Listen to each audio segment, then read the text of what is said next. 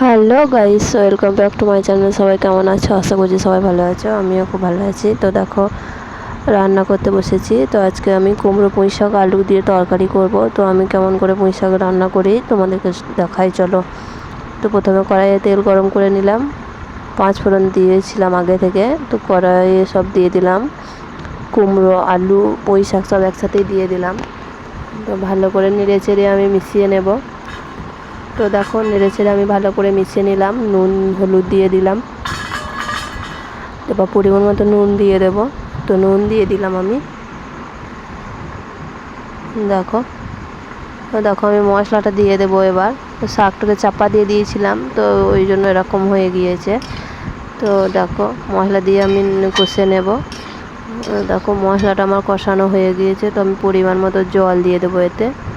তো দেখো পরিমাণ মতো আমি জল দিয়ে দিলাম। যেহেতু কুমড়োটা আমার সেদ্ধ হয়ে গিয়েছে চাপা দিতে, তো বেশি জল দিলাম না, অল্পই জল দিলাম।